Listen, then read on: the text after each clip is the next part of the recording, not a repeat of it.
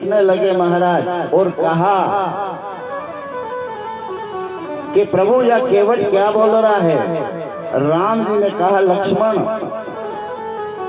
तूने बात छेड़ी है ना,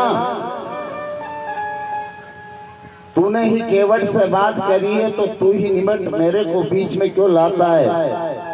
फिर लक्ष्मण जी ने कहा केवट ये मेरे परम आराध्य भगवान है, ये मेरे दादा बड़े भाई हैं, साथ में ये मेरी भाभी है। कौन कह रहे हैं? लक्ष्मण जी महाराज। किससे कह रहे हैं? केवट से कह रहे हैं महाराज तुम ऐसी नाव चला रहे हो हमें और ज्ञान की बात कर रहे हो, ज्ञान बांट रहे हो हैं? और उल्टा हमसे तुम पूछ रहे हो कि कौन से स्कूल में पढ़े हो। केवट कहीं यह नाव अगर जल में डूब गई, गंगा में डूब गई क्या, तो ये गंगा का मामला है, यह नदी का मामला है। हम भी यहाँ की वस्तु स्थिति से अपरिचित हैं, जानते नहीं हैं। पार लगा दो, केवट को ये नाव को किनारे लगा दो। केवट ने कहा लक्ष्मण जी आप नाव डूबने की बात कर रहे हैं, इसलिए मैंने पूछा है क्या तुमसे कि आप कौन से विद्यालय में पढ़े हो।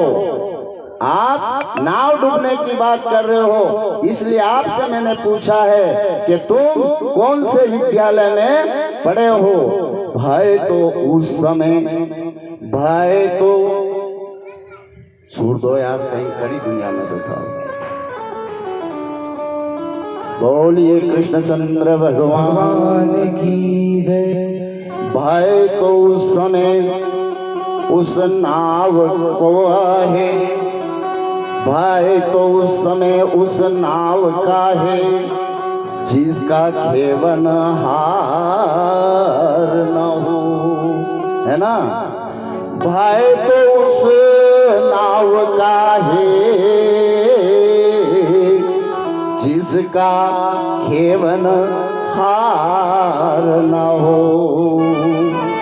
माँ जी जब बेड़े पर बैठा हो, चलाने वाला नाव को, माँ जी जब बेड़े पर बैठा हो तो कैसे ना बेड़ा पार हो।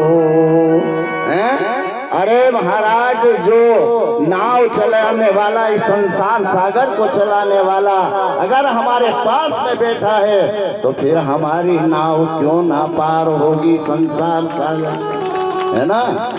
हाँ, प्रभु राम विराजे और नाव डूबने की बात कर रहे हो। केवट कह रहा है लक्ष्मण जी से, लक्ष्मण जी इसलिए मैंने तुमसे पूछा है कि कौन से विद्यालय में पढ़े हो, कौन से स्कूल में पढ़े हो। परमात्मा जिस नाव पर माझी बन करके बैठ जाता, उनकी नाव कभी भव सागर में मेरे भाई बहन डूबती नहीं है, डूबती नहीं है। इसलिए हम बार बार आपको यही कहते हैं कि आदत बना लो, आदत बना लो, हृदय में राम बिठा लो, कृष्ण बिठा लो, तो ये जीवन आपका सफल हो जाएगा, पार हो जाएगा, है ना। जीवन आपका धन्य हो जाएगा महाराज। ऐसे ही हमारे जीवन में कोई सद्गुरु आ जाए, कोई साधु आ जाए महाराज, कोई संत बैठे, इसलिए हमको कथा की नाव चलाने में भव नहीं होता, किसी प्रकार का डर नहीं होता, भय नहीं होता, सरलता व सरसता होती है मेरे भाई बहन।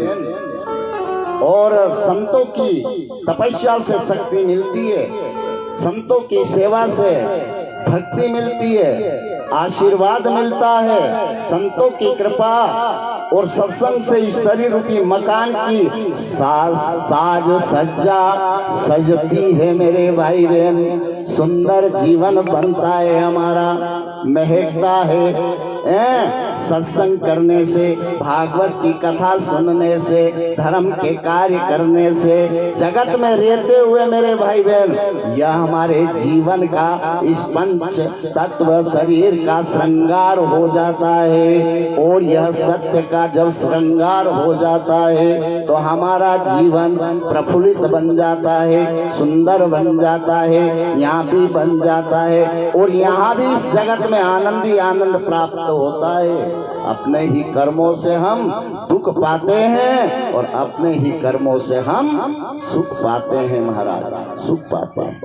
क्या विचार करो, चिंतन करो मेरे भाई बहन।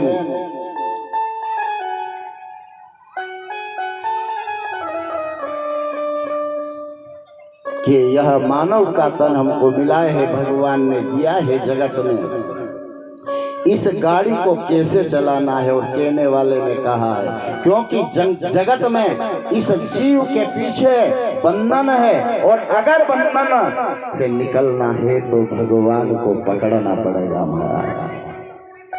इस जगत की माया से निकलना है तो परमात्मा में मन लगाना पड़ेगा, नहीं तो बचपना निकल गया, जवानी भी मजे मजे में निकल जाएगी, क्या सूझनी पड़ेगी। और जब बूढ़ापा तुम्हारे जीवन इस पंच तत्व